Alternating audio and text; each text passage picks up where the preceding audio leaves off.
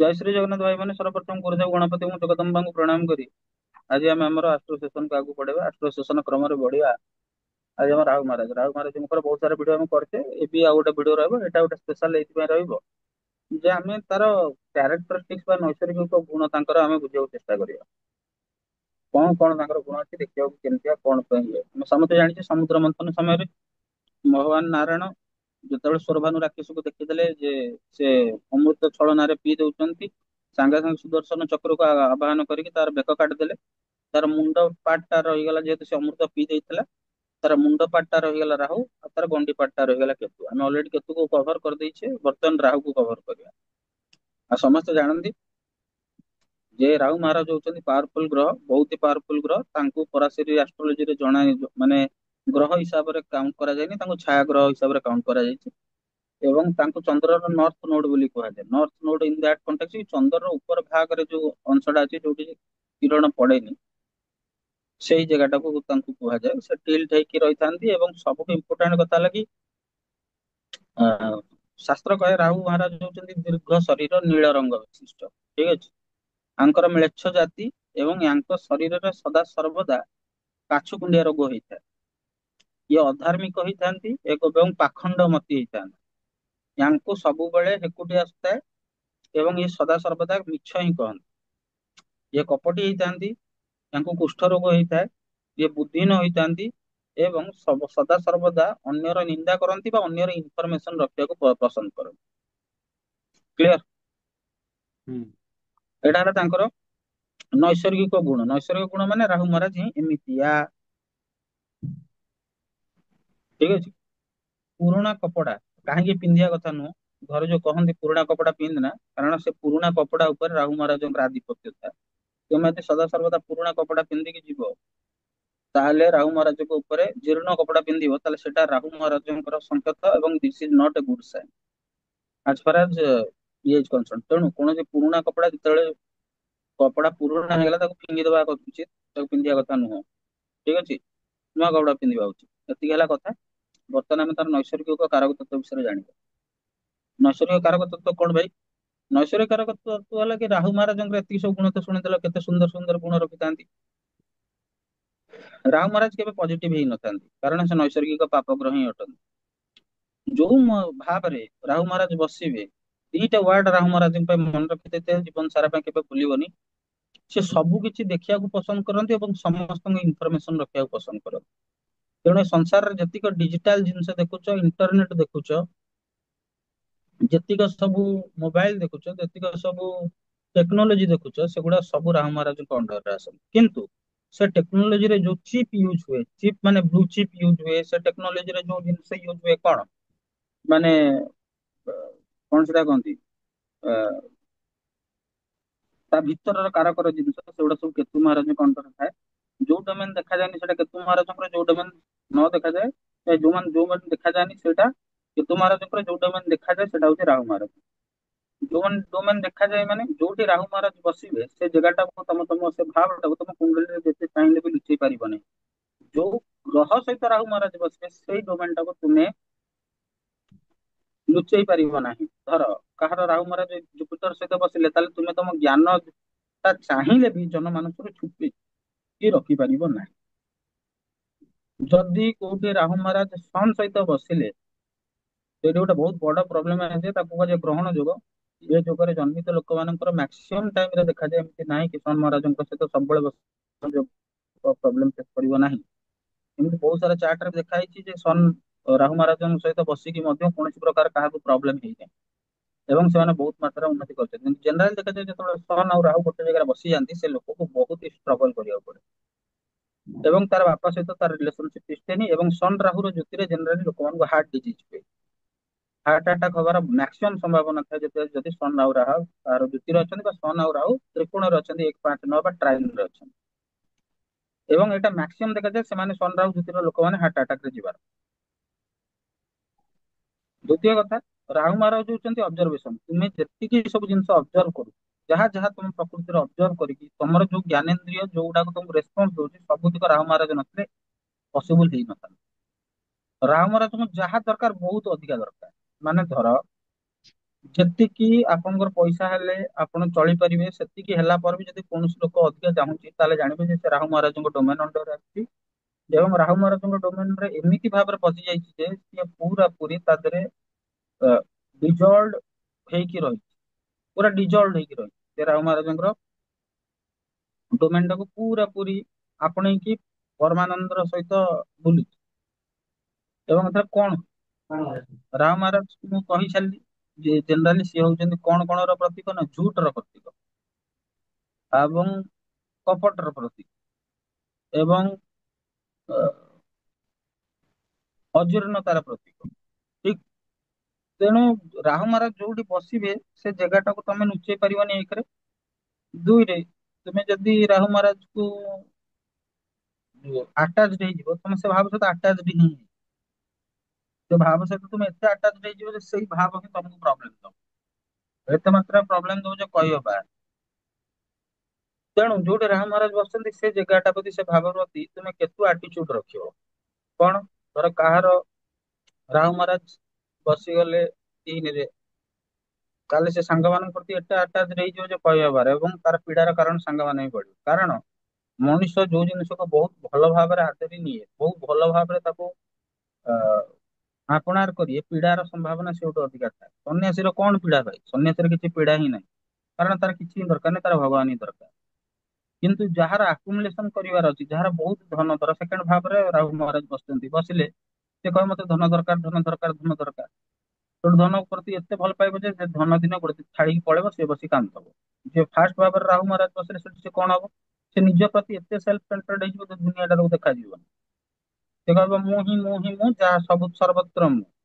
ଯଦି ତାକୁ ଯଦି ଜୁପିଟର ଭଳିଆ ପ୍ଲାନେଟ ର ଦୃଷ୍ଟି ନ ମିଳେ, ତାହେଲେ ସିଏ ଏତେ ସେଲ୍ଫ ସେଣ୍ଟର୍ଡ ହେଇଯିବ ଯେ ଅନ୍ୟମାନଙ୍କ କଥା ଭାବିବନି। ଯଦି ଚତୁର୍ଥ ଭାବରେ ରାହୁ ମହାରାଜ ବସିଲେ ତା ଘରେ କିଛି ନା କିଛି ଉଲ୍ଟ ଫେର ଚାଲିଥିବ। ଜେନେରାଲି ସେଭେନ୍ଥ ଭାବରେ ରାହୁ ମହାରାଜ ଯେତେବେଳେ ଦେଖାଯାଏ କି ସେ ବିବାହରେ କେମିତି କିଛି ନା କିଛି ଗୋଟେ କ୍ରକ୍ସ ଦବା କଥା ଦବ ଭାଇ। ଆଇଦର ନିଜ ଜାତିରେ କରେଇଦବନି, ନିଜ କମ୍ୟୁନିଟିରେ କରେଇଦବନି, ଅଥବା ତା ବିବାହରେ କେମିତି ନା କିଛି ଗୋଟେ ପ୍ରୋବ୍ଲେମ ରହିବା କଥା ରହିବ। ଏଇଟା ସତ୍ୟ। ତାପରେ କଣ ଯେ ସବୁ ଭାବରେ ଏ କାରକ ତତ୍ଵକୁ ପୁରା ଯେତେବେଳେ ଭାବ ପଡେଇବି, ସେତେବେଳେ ତମେ ଏଇ କାରକ ତତ୍ଵକୁ ନେଇ ତା ଦେହରେ ଦବ। ମୁଁ କଣ କହିବାକୁ ଚାହୁଁଛି? ତେଣୁ ତମର ଯୋଉଠି ବି ରାହୁ ମହାରାଜ ବସିଛନ୍ତି, ଗୋଟେ ଜିନିଷ ମୁଣ୍ଡରେ ମନେ ରଖ, ଭାବ ଦେଖ, ଭାବ ଚାଟରେ ତମର ଯୋଉଠି ବି ରାହୁ ମହାରାଜ ବସିଛନ୍ତି ସେ ଭାବ ପ୍ରତି ତମେ ଟିକେ ଉଦାସୀନ ରୁହ। ସେ ଭାବ ପ୍ରତି ତମେ ଯଦି ଉଦାସୀନ ନ ରହିବ ନା, ସେ ଭାବ ପ୍ରତି ଯଦି ତମେ ତମକୁ କହିବ, ତମକୁ ଲାଗିବ କି ମୁଁ ଭାଇ ମାନେ ସେ ଭାବ ତମେ ଆଟାଚ ରହିବ ହିଁ ରହିବ, ତମକୁ କେହି ରୋକି ପାରିବେନି ଭାଇ। ଆଚ୍ଛା ଲେଟ୍ସ ସେ ମୁଁ ପୁରା ଏବେ ମୂଳରୁ ଗୋଟେ ଗୋଟେ କ୍ଲିୟରଲି ବୁଝଉଛି, ତମ ମାନେ ସେ ଜିନିଷଟାକୁ କ୍ଲିୟରଲି ମୁଣ୍ଡରେ ମାଇଣ୍ଡ ଖୋଲି ମୁଣ୍ଡରେ ରଖ। ଟୁଏଲ୍ଥ ହାଉସ, ଟୁଏଲ୍ଥ ହାଉସ କୁ କୁହାଯାଏ, ତାର ପଜିଟିଭ ଆସ୍ପେକ୍ଟ ବି ଅଛି, ନେଗେଟିଭ ଆସ୍ପେକ୍ଟ ବି ଅଛି। ଟୁଏଲ୍ଥ ହାଉସ କୁ ଜେନେରାଲି କୁହାଯାଏ ବ୍ୟୟର ଭାବ। ବ୍ୟୟର ଭାବ ମାନେ ଖର୍ଚ୍ଚର ଭାବ। ସେକେଣ୍ଡରେ ଟୁଏଲ୍ଥ ହାଉସ କୁ କଣ କୁହାଯାଏ ନା ଶଯ୍ୟା ସୁଖର ଭାବ। ଥାର୍ଡ ରେ ପଜିଟିଭ ରେ କଣ କୁହାଯାଏ ନା ଏଇଟା ହଉଛି ଚ୍ୟାରିଟି। ଫୋର୍ଥ ରେ କଣ କୁହାଯାଏ ନା ଜେଲ ଯାତ୍ରା। ତେଣୁ ପ୍ରତ୍ୟେକ ଭାବର ଗୋଟେ ପଜିଟିଭ କ୍ୟାରେକ୍ଟରିଷ୍ଟିକ୍ସ ଅଛି, ଗୋଟେ ନେଗେଟିଭ କ୍ୟାରେକ୍ଟରିଷ୍ଟିକ୍ସ ଅଛି। ତୁମେ କଣ କୋଉ ଭାବରେ ଇନଭଲ୍ଭ କରୁଛ? ଲେଟ୍ସ ସେ ଟୁଏଲ୍ଥ ହାଉସ ରେ ଯାହାର ରାହୁ ମହାରାଜ ଅଛନ୍ତି, ସେ ବହୁତ ସାରା ଝିଅ ମାନଙ୍କ ସହିତ ତାର ରିଲେସନସିପ ରହିବ, ଯଦି ନେଗେଟିଭଲି ସେ ରାହୁକୁ ଆକ୍ଟିଭେଟ କରିଛି। ଶଯ୍ୟା ସୁଖ ଉପରେ ଅଧିକା ପଇସା ଖର୍ଚ୍ଚ କରିବ। କିନ୍ତୁ ସେଇ ରାହୁ ମହାରାଜ ଯଦି କୌଣସି ଲୋକର ପଜିଟିଭଲି ଆକ୍ଟିଭେଟେଡ ଅଛନ୍ତି, ତାହେଲେ ସେ ଧର୍ମ କର୍ମ ଉପରେ ଏତେ ପଇସା ଖର୍ଚ୍ଚ କରିବ ଯେ ସେ କହିବ ମୁଁ ପଛେ ନିଜକୁ ବିକିଦେବି, କିନ୍ତୁ ମୁଁ ଧର୍ମ କର୍ମ ଉପରେ ପଇସା ଖର୍ଚ୍ଚ କରିବି। ତେଣୁ ଏଠି ଅଲ୍ ଡିପେଣ୍ଡସ ଅପନ କାରଣ ଆପଣ କିଭଳି ଭାବରେ ଆପଣଙ୍କ ରାହୁ ମହାରାଜକୁ ଆକ୍ଟିଭେଟ କରିକି ରଖିଛନ୍ତି।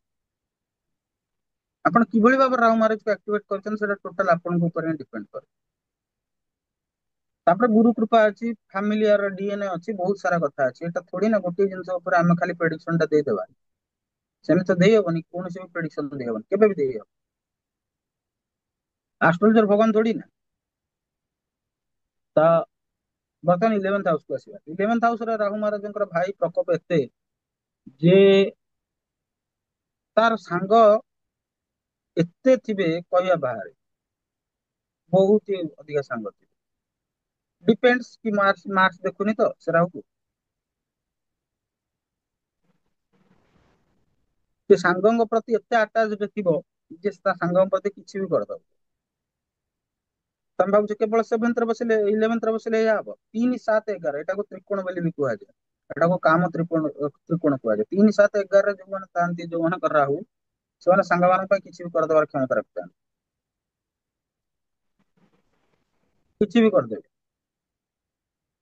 ତେବେ 10th house Rahu, 10th house ରାହୁକୁ ଭାଇ ବୁଲିବା ଭାରି ପସନ୍ଦ। ସେ ସଂସାରରେ କୌଣସି ଜିନିଷକୁ ଏକ୍ସପ୍ଲୋର କରିବାକୁ ବହୁତ ପସନ୍ଦ। ସେଟା କାମକୁ ବହୁତ ପସନ୍ଦ କରିବ, ଆଉ ଏବଂ କାମକୁ ତାକୁ ପୀଡା ମିଳିବା କଥା ମିଳିବ। ଯଦି ସେ ବନ୍ଧନ ଯୁକ୍ତ କର୍ମ କରିବ, ତାହେଲେ ତାକୁ ପ୍ରତି କ୍ଷେତ୍ରରେ ପୀଡା ମିଳିବା କଥା ମିଳିବ, ଆଉ କେହି ତାକୁ ରୋକି ପାରିବେନି ତାକୁ ପୀଡା ପାଇବ। କାରଣ ସେ ତା କାମକୁ, ରାହୁ ମହାରାଜ ରାଜା। ତମେ ମାନେ ଭୁଲି ଯାଉଛ ଯେ ରାହୁ ମହାରାଜ ହଉଛି ରାଜା। Is a king also. ସେ ରାକ୍ଷସ ମାନଙ୍କ ରାଜା। 10th ହାଉସ ରାହୁ ଭାଇ is very dominating in nature. ମାନେ ସିଏ ସଷ୍ଟେନ କରିପାରିବନି, ସୂର୍ଯ୍ୟର ଏନର୍ଜିକୁ ବି ଆବଜର୍ବ କରିଦେବାର ତାକତ ରଖୁଛି। 9th ହାଉସ ରାହୁ ମୁଁ ଜେନେରାଲି ଆଜି ଯାଏଁ ଦେଖିନି ଯେ 9th ହାଉସ ରାହୁ ଯୋଉମାନେ ଥାନ୍ତି ସେମାନେ କେବେ ବି ନିଜ ଜାତିରେ ବାହା ହେବାର। କାହିଁକି 9th ହାଉସ କୁ କୁହାଯାଏ ଗୁରୁ, ଗୁର ହାଉସ, ଧର୍ମର ହାଉସ, ପିତାର ହାଉସ, ସଂସ୍କାରର ହାଉସ, ଏବଂ ସଂସ୍କାରଟା ଆଶା ଆମେ ଦେଖିବୁ 3rd ହାଉସରୁ। ତେଣୁ ସେ ତାର ସଂସ୍କାର ବିରୁଦ୍ଧରେ ଯାଇ କାମ କରିବା କଥା କରିବ। 8th ହାଉସ ରାହୁ ଜେନେରାଲି କଣ ହୁଏ, ଜେନେଟାଲ୍ସ ପ୍ରୋବ୍ଲେମ ଦିଏ। ଏବଂ କଣ କରେ, ଯଦି ରାହୁ ପଜିଟିଭଲି ଆକ୍ଟିଭେଟ ଅଛି, ତାହେଲେ ସେ ତନ୍ତ୍ର ଶାସ୍ତ୍ରର ବିଶାରଦ କରିକି ଥୋଇଦବ ତମକୁ। ଠିକ ଅଛି ନା? ଏବଂ ଯଦି ତମର ନେଗେଟିଭ ଅଛି ରାହୁ ସେଠି, ସେଟା ତନ୍ତ୍ର ଶାସ୍ତ୍ର ବିଶାରଦ କଲା ପରେ ତମେ ଲୋକମାନଙ୍କର ସେବା କରିବାକୁ ବେଳେ ପଇସା ଚାହିଁବ। କାହିଁକି ନା 8th ହଉଛି ଅଦର୍ସ ମନି, ଯୋଉ ମନି କି ତମେ ଇନଭେଷ୍ଟ କରିନ, ଲୋକମାନଙ୍କ ପଇସାକୁ ତମେ ଖେପିବାକୁ ଚେଷ୍ଟା କରିଛ। ଠିକ ଅଛି ନା? ତାପରେ ଆସିଯିବା 7th house Rahu. 7th house Rahu କଣ ଆଉ କହିବି, ମାନେ ଅଲଗା ପ୍ରକାର। ତାହାର ବିଜନେସ ବହୁତ ରହିବ, ବହୁତ ସାରା ରହିବ, ବହୁତ ହି ରହିବ। 6th house Rahu, 6th house ରାହୁକୁ ସମସ୍ତେ କହନ୍ତି ଶତ୍ରୁ ହନ୍ତା, ରାଜଯୋଗ। ସେତିକି ବେଳେ ହୁଏ ଯେତେବେଳେ ରାହୁକୁ ତମେ ପଜିଟିଭଲି ଆକ୍ଟିଭେଟ କରିଥିବ। କାହିଁକି? କାରଣ ରାହୁର କାରକ ହେଲା ବୃଦ୍ଧି କରିବ ଭାଇ। ଯଦି ବୃହସ୍ପତି ହଉଛି ଏକ୍ସପାନସନ ର କାରକ, ବୃଦ୍ଧିର କାରକ, ତାହେଲେ ରାହୁ ମହାରାଜ ହଉଛି ଗ୍ରେଟେଷ୍ଟ ଏକ୍ସପାନସନ, ଇନଫିନିଟ, ତାର କିଛି ଏଣ୍ଡ ନାହିଁ। ସେ ଡିଜାୟାର ର କିଛି ଏଣ୍ଡ ନାହିଁ। ଭୋଗ ହଉଛି ରାହୁ, ତ୍ୟାଗ ହଉଛି କେତୁ। ଏବେ ମୁଁ କେତେ ମାତ୍ରାରେ ଭୋଗୀ ହେବି ସେଇଟା ମୋ ଉପରେ ଡିପେଣ୍ଡ କରେ। ମୁଁ କେତେ ମାତ୍ରାରେ ତ୍ୟାଗୀ ହେବି ସେଟା ମୋ ଉପରେ ଡିପେଣ୍ଡ କରେ। 5th house Rahu, 5th house ରାହୁର ଏକ୍ସାମ୍ପଲ ଆମେ କିଛି ଦିନ ତଳେ ଦେଖିଥିଲେ। ଗୋଟେ ଷ୍ଟୋରିରେ ମୁଁ କହିଥିବି ଯେ ଗୋଟେ ପିଲା ଥିଲା, ଯେ ବାହାରେ ଥିଲା, ଏବଂ 5th ହାଉସ ରାହୁକୁ ନେଗେଟିଭଲି ଆକ୍ଟିଭେଟ କଲା, ଜେଲକୁ ପଳେଇଲା। ଇଏ ବୁଦ୍ଧିକୁ ଭ୍ରମିତ କରିଦବ। ସିଏ କହିବ ମୋ ବୁଦ୍ଧି ଭଳିଆ ସଂସାର ବୁଦ୍ଧି କାହାର ନାହିଁ। ସେ କହିବ ମୋ ବୁଦ୍ଧି ଭଳିଆ ସଂସାର ବୁଦ୍ଧି କାହାର ନାହିଁ। ମ୍ୟାକ୍ସିମମ୍ ପଲିଟିସିଆନ୍ସ ଯୋଉମାନେ ଥିବେ, ଆମର ପ୍ରାଇମ ମିନିଷ୍ଟରଙ୍କର କୁଣ୍ଡଲି ଉଠେଇକି ଦେଖିଦବ, ଯୋଉ ମ୍ୟାକ୍ସିମମ୍ ପଲିଟିସିଆନ ଥିବେ, ଯୋଉମାନେ ସକ୍ସେସଫୁଲ ଥିବେ, ସେମାନଙ୍କର 5th ହାଉସ ରାହୁ ମିଳିବ। Rahu represents out of box thinking, unorthodoxy and out of box thinking. Unorthodoxy ମାନେ ସିଏ କେବେ ବି ସଂସ୍କାର ସହିତ ତାଳ ମିଳେଇକି ଚାଲିପାରିବ ନାହିଁ, ଏବଂ ଆଉଟ ଅଫ ବକ୍ସ ମାନେ ତା ମୁଣ୍ଡରେ ଏମିତି ଏମିତି ସବୁ ବୁଦ୍ଧି ଆସିବ ଯେ ସଂସାର ଜେନେରାଲ ଲୋକଙ୍କ ପାଖରେ, ଆମେ ତମ 1.5 ଲକ୍ଷ ଲୋକଙ୍କ ପାଖରେ ସେ ଗୋଟେ କିଛି ଗୋଟେ ଅଲଗା କରିବ ହିଁ କରିବ, କିଛି ହଟକେ ତ କରିବ ହିଁ କରିବ। ଠିକ ଅଛି? 4th ହାଉସ ରାହୁ, ତାକୁ ଖାଲି ସବୁ ଜମି ବାଡି ପୁଳାଏ ଖଣ୍ଡେ ଦରକାର, ପଇସା ପୁଳାଏ ଦରକାର, ତାକୁ ସୁଖ ସୁବିଧା ପୁଳାଏ ଦରକାର। 3rd house Rahu, 3rd house ରାହୁକୁ ସର୍ଟ ଜର୍ଣ୍ଣି ବହୁତ କରିବାକୁ ପଡେ। ସେ ଜୀବନ ସାରା ପାଇଁ ସର୍ଟ ଜର୍ଣ୍ଣିରେ ରହୁଥିବ। ଏବଂ 2nd house Rahu, 2nd house ରାହୁରେ ଜେନେରାଲି କଣ ହୁଏ ନା, ସେ ଲୋକର ଯଦି ରାହୁ କି ନେଗେଟିଭଲି ଇନଭୋକ କରିଛି, ତାହେଲେ ତାକୁ ସେ ବହୁତ ମାତ୍ରାରେ ପ୍ରୋବ୍ଲେମ ଦିଏ ରିଲେଟେଡ ଟୁ ଖାନ ପାନ, ଏବଂ ଶରୀର ଖରାପ ହବ ତାର ଖାନ ପାନ। ଆଉ ଲଗ୍ନ ରାହୁ ତ ମହାରାଜ, ସିଏ ଭାଇ କହିବ ମୋର ଲଗ୍ନରେ ରାହୁ ବସିଛି, ମୁଁ ହଉଛି ମହାରାଜ, ମୋ ଭଳିଆ କେହି ନାହାନ୍ତି, ମୁଁ ଯାହା କରୁଛି ବେଟର କରୁଛି, ମୋଠୁ ଭଲ କେହି କରୁନାହାନ୍ତି, ଯଦି ନେଗେଟିଭଲି ଇନଭୋକ୍ଟ ଅଛି। ତେଣୁ ପ୍ରତ୍ୟେକ ପ୍ଲାନେଟର ପଜିଟିଭ ଅଛି, ନେଗେଟିଭ ଅଛି, ସମଭାବ ଅଛି। ତୁମେ ତାକୁ କେମିତି ନିଜର ପୁରୁଷାର୍ଥ ମଧ୍ୟରେ ଆକ୍ଟିଭେଟ କରୁଛ, ଇଟ ଟୋଟାଲି ଡିପେଣ୍ଡସ ଅନ ୟୁ। ଆଉ ଗୋଟେ କଥା ମନେ ରଖ, ରାହୁ ମହାରାଜ ରିପ୍ରେଜେଣ୍ଟ କରନ୍ତି ତୁମର ଜେନିଓଲୋଜି। ଜେନିଓଲୋଜି ମାନେ କଣ କହିବି, ପୂର୍ବ ପୁରୁଷ ମାନଙ୍କ ଭିତରେ ଜେଜଙ୍କୁ, ମାନେ ଜେଜ ସାଇଡ ର ପାର୍ଟ ଟାକୁ ଆମେ ରାହୁ ମହାରାଜଙ୍କୁ ଦେଖିବା। ଏବଂ ଅଜା ସାଇଟ୍ ର ପାର୍ଟ ଟାକୁ ଆମେ କେତୁ ମହାରାଜଙ୍କୁ ଦେଖିବା। ଠିକ ଅଛି ନା? ଏଇଟା ସବୁବେଳେ ମନେ ରଖିଥାଅ ଯେ ମେ ବି ସେମାନେ ଛାୟାଗ୍ରହୀ ହେଇପାରନ୍ତି, ସେମାନେ ବହୁତ ବେକାରିଆ ହେଇଥାଇ ପାରନ୍ତି, ବଟ୍ ତାଙ୍କର ସିଗ୍ନିଫିକେସନ ହିସାବରେ ଆ, ତମେ ଜାଣିଯିବ ଯେ ଏ ଲୋକଟା ତାର ପୂର୍ବଜ କୋଉ ପୂର୍ବଜ। ଠିକ ଅଛି। ତେବେ ଆଜିର ସେସନ ଆମେ ଇଏ କଣ ଜାଣିଲେ କି ରାହୁ ମହାରାଜ ଯୋଉଠି ବସିବେ ସେ ଜିନିଷର ଭୋଗ କରିବାର ଭାବଟାକୁ ତମକୁ ବଢେଇ ଦେବେ। ତେଣୁ ସେ ଭୋଗ କରିବାର ଭାବଟାକୁ ତମେ ଯଦି ନିୟନ୍ତ୍ରିତ ନ କରିବ, ବା ତମେ ଯଦି ଗୋଟେ ଆପ୍ରୋଚ ନ ରଖିବ କି ଇଏ ଯଦି ଗଲା ମୁଁ ସମ୍ଭାଳି ପାରିବି, ମୁଁ ଗୋଟେ ସିମ୍ପଲ ଦେଖୁଛି, ସିମ୍ପଲ ଭାବନା ଦଉଛି ତମକୁ ଗୋଟେ ଇଏର। କାଲି ହିଁ ଦେଖୁଥିଲି ସେ ପିଲାର ଚାର୍ଟ, ଗୋଟେ ପିଲାର ଚାର୍ଟ ଦେଖୁଥିଲି, ଫିଫ୍ଥ ହାଉସ ରେ ଆଉଥିଲା। ସେ ତାର ଜେନେରାଲି ଆଜିକା ଡେଟ ରେ ଯେମିତି ଭଲ ପାଇବା ହଉଛି, ଭଲ ପାଇବା ହଉଛି, ପ୍ରବଳ ମାତ୍ରାରେ ଭଲ ପାଇବା। ମୁଁ ଯେତେବେଳେ ଅପରେଟ କରିବାର ଥିଲା, ଆଜିକୁ 8 months ପୂର୍ବରୁ ମୁଁ ସେ ପିଲାକୁ କହିଥିଲି କି ଭାଇ ଦେଖ, ତୁ ଯେତିକି ମାତ୍ରାରେ ଆଟାଚ ହଉଛୁ, ଇନଭଲ୍ଭ ହଉଛୁ ଏଇ କମ୍ବିନେସନ ନେଇକି, ଏ କମ୍ବିନେସନ ତତେ ବହୁତ ପ୍ରୋବ୍ଲେମ ଦବ। ପୁଣି ସେମ କମ୍ବିନେସନ ଅଛି ତମକୁ ଆଟାଚ ହବାକୁ ପଡିବ, ସେମ କମ୍ବିନେସନ ଅଛି ତମକୁ ଆଟାଚ ଦୂରେଇକି ରହିବାକୁ ପଡିବ। ତୁ ଆଟାଚ ହଉଛୁ ତତେ ପ୍ରୋବ୍ଲେମ ଦବ। ଆଣ୍ଡ ଯେତେବେଳେ ଜୁପିଟର ଟ୍ରାନଜିଟ 18-10 ରେ କରିଗଲା, ପ୍ରୋବ୍ଲେମ ଆସିଗଲା। ମୋର କହିବାର ତାତ୍ପର୍ଯ୍ୟ, ରାହୁ ମହାରାଜ ଯୋଉଠି ବସିଛନ୍ତି କୁଣ୍ଡଲିଟା ଚେକ୍ କର, ସେଇଠି ତୁମେ ଭାବ ଯଦି ଏ ଜିନିଷଟା ମୋଠୁ ପଳେଇଯାଏ, ମୁଁ ଆକୁ ସମ୍ଭାଳି ପାରିବି କି ନାହିଁ, ମୁଁ ସେ ମେଣ୍ଟାଲ ଡିସବାଲାନ୍ସକୁ ସମ୍ଭାଳି ପାରିବି, ଏତିକି ମାତ୍ର କଥା। ଆଜିର ସେସନ ଆମେ ରାହୁ ମହାରାଜ ଜାଣିଲେ, ଗୋଟେ ବ୍ରିଫ ଡେସ୍କ୍ରିପସନ ଥିଲା। ମୁଁ ଯାହା ଯେ କହିଲି ଏଇଆ ହିଁ ହବ ସେମିତି ମାନେ ନାହିଁ, କିନ୍ତୁ ହଁ ଯୋଉ ତାର ନୈସର୍ଗିକ କାରକ ତତ୍ତ୍ୱ କହିଲି ସେଟା ସେଇଆ ହିଁ ହବ, ସେଇଆ ହିଁ ହବ। ତଥର କଣ ସଂଗ୍ରହ ଆଜିର ସେସନ ପାଇଁ ସମସ୍ତଙ୍କୁ ଜୟ ଶ୍ରୀ ଜଗନ୍ନାଥ।